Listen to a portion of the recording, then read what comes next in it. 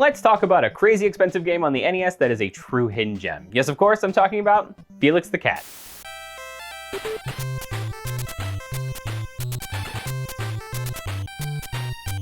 Okay, hidden gem is a major overstatement, but I am sad that my original experience with the game several decades ago was not nearly as positive as it is now.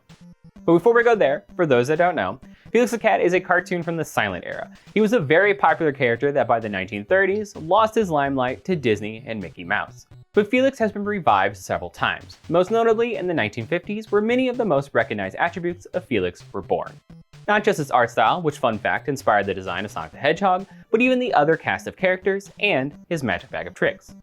This magic bag of tricks would of course be a catalyst for both how he would take on the Professor, our antagonist, and why he was in trouble most of the time. The magic bag would change into whatever Felix needed for the situation, and the Professor and his sidekick Poindexter needed this power for themselves.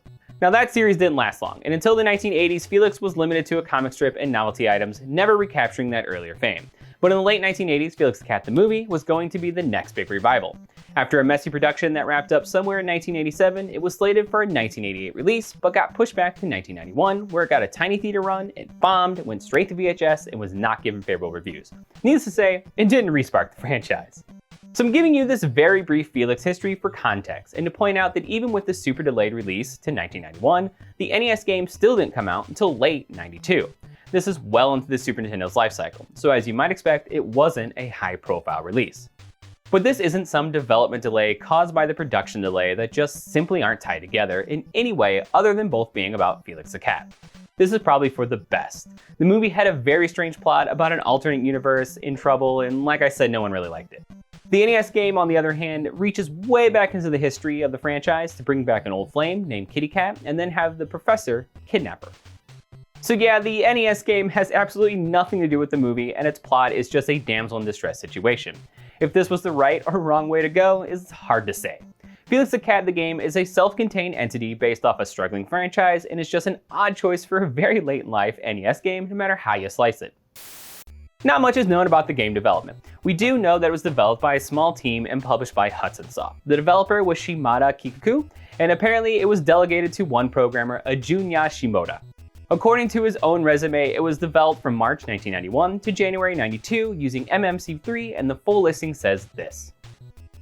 Only one programmer, developed game and system and tools, changing background character, ROM bank to animate background, compressing background vertical cells with run length and storing to dictionary, and horizontal data is referencing dictionary, and decompress only playing area from them to RAM, has cheat command at pause.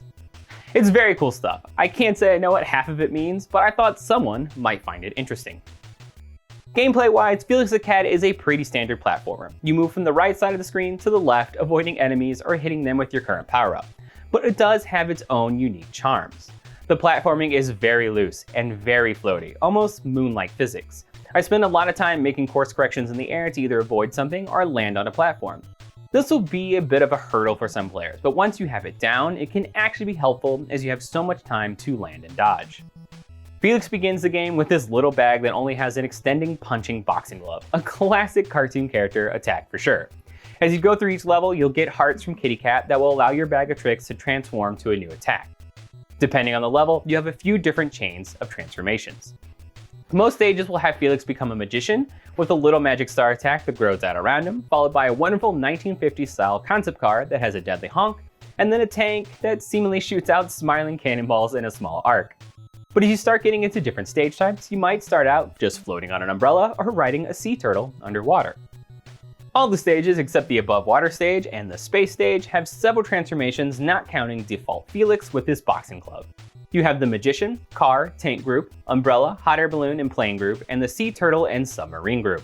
The one space stage has just one transformation where you're in a spaceship and is a one hit and you're done situation. It's also a side-scrolling shooter of sorts, an odd switch up.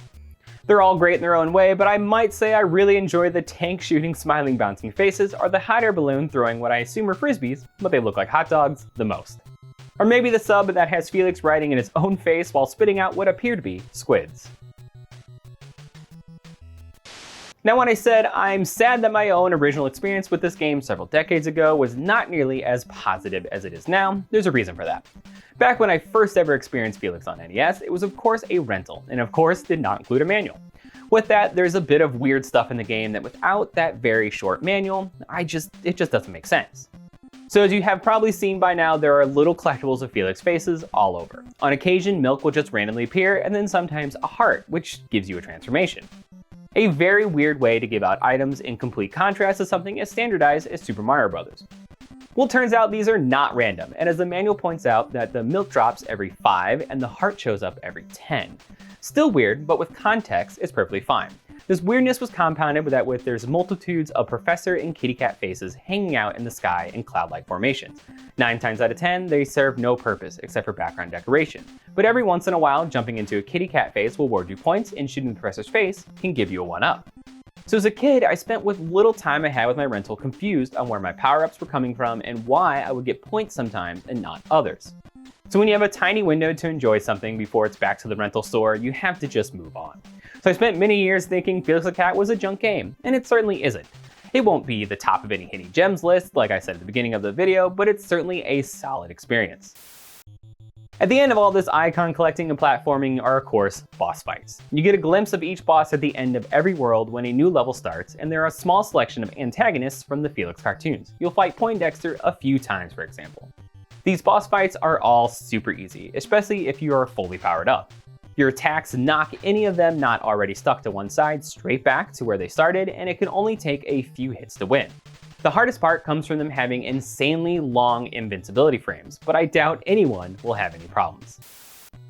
When we talk about art direction, it won't blow any minds, especially considering how late into the system's life it came out.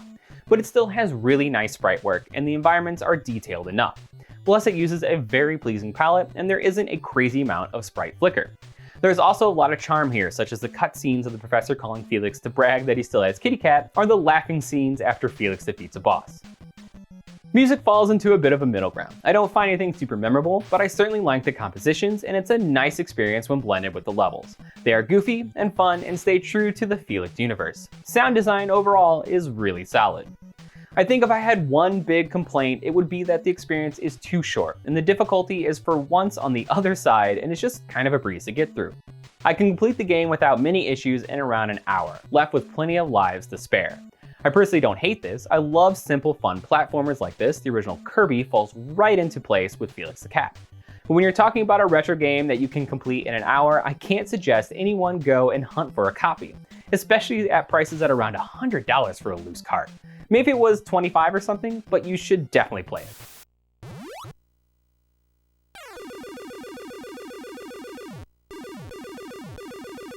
But hey, we're not done. You can't get rid of me that easily. I might as well talk about the Game Boy port that was released almost 1 year later in 1993.